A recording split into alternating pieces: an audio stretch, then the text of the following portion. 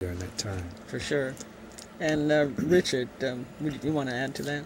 Well, no, that's pretty much what it was. I mean, most of the activities were unconstitutional and just straight up illegal. The aim was, as they said, to just undermine and destroy the Black Panther Party because of the fact that we were embarrassing the government with our services to the people, things that we were doing that the government said couldn't be done and that they couldn't afford to do. The Black Panther Party was doing it, so they did focus on us, and with the intent of destroying our leaders and just destroying the Panther Party altogether. Exactly. And when did, I would like to ask Ray if you would describe one of the incidents of police attack. I mean, there were countless incidents of police brutality and murder throughout the 60s. In fact, by 1969, 28 Panthers had been murdered by the police. That's right. And many more were murdered beyond 1969, the most blatant of which was, of course, the arranged murder and blatant murder of Fred Hampton and Mark Clark in Chicago. You, Ray Boudreaux, John Bowman, whom we call JB, who would have been the ninth defendant in this case had he not made the transition in December of 2007, and Harold Taylor, who was tortured mercilessly along with JB and Reuben Scott in New Orleans with regard to this case in 1973. You, Harold, and JB were attacked by plainclothes policemen in Los Angeles, and I don't recall the year. Would you describe that incident? That was also in 1971.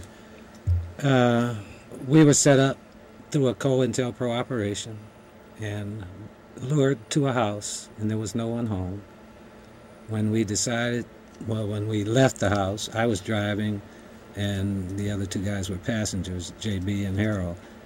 And at some point, a couple of blocks away, police turned their lights on. A uniformed officer got out of the car, but also, unbeknownst to us, there were plainclothes police, what they called at the time, it escapes me now, but these were the same, like a flying squad in the LAPD that actually would follow people and let them commit a crime, and a shootout would ensue.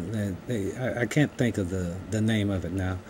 But in any case, they were right behind the uniformed officers, and they opened fire on us, and we returned fire. Eventually, Harold Taylor faced a jury, and the jury decided that the case was in self-defense, and he was acquitted. We weren't there because we had been severed, and then from there, the case was dismissed against John and I.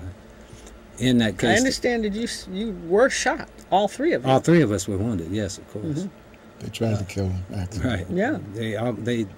We were in a very old, very heavy car, and that helped us a lot. Oh. Okay. Yes. Absorbed the bullets. Yeah, absorbed the bullets. Yeah. Oh my goodness. Okay. Yeah. So. Well, I'm sure glad you're still here. Well, thank you. So am I. So am I. We were hospitalized and then jailed for almost 18 months, I think, before we were bailed out.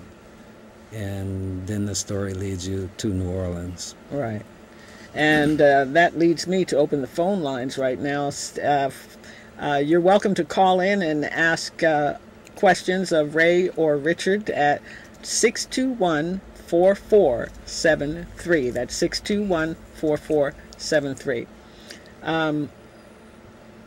Let's talk a little bit about the case itself. All of you were charged with conspiracy. However, the conspiracy charges were dropped against all but three, I believe. Is that correct? That's correct. And that's because in California, the statute of limitations for conspiracy runs out. Okay, and this case is 38 years old now. Right. So the only people left with conspiracy charges were Jaleel, Herman, and Francisco Torres. Would you talk about that a little bit?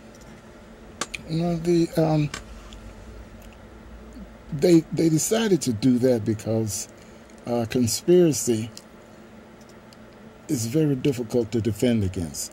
It's the state can, that's an easy charge for them, particularly when you look at the fact of what the counterintelligence program did to us. In 1 year alone, I was arrested over 70 times. 70? 70 times in 1 year. Oh. Now, that's I was real never, harassment. that's harassment, Yeah, straight up. And I never went to, I don't think I even went to court that year. They would arrest me and release me the next day and drop the charges. But things that happened through the years that when we were Panthers almost proves the case of conspiracy for them when they go back and say this guy was arrested in 1968 and 1969 and 1970 and 1971 for this and for that, and all these type of things, and they demonized us and they made us to be with trumped up charges and that type of thing, so that a jury would excuse me, Richard, we do have a call coming in. Okay. Hello, you're on the air. Hello. Do you have a question? Okay, go ahead, Richard. Yeah, but the conspiracy charge was dropped against most of us, and legally should be dropped against all of us. And this was in order to, it was the only way I think that they could actually arrest Richard O'Neill. And what they wanted was to get as many people as possible and put as much pressure on people as possible in order to try to get someone to cooperate with them. That didn't happen, so they're in a very bad situation. Right. And recently they offered Herman Bell a plea bargain, and he accepted it. Would you like to talk about that? Yeah, it's, people asked, actually, the plea that he took, and when he pleaded guilty to that, it is not really a guilty plea. I consider it more of a first law of nature plea. Herman was incarcerated at 850 Bryant. He's been there for over 2 years. He is still. He is, yes. Been there for over 2 years. He's in a cell with no windows, artificial lights. He's ill. He can't get medical treatment the way he should because of the security measures that they have around him. His diet is horrible. I mean, they cook all the nutrients out the food so that you don't get any nutrition. They basically get bologna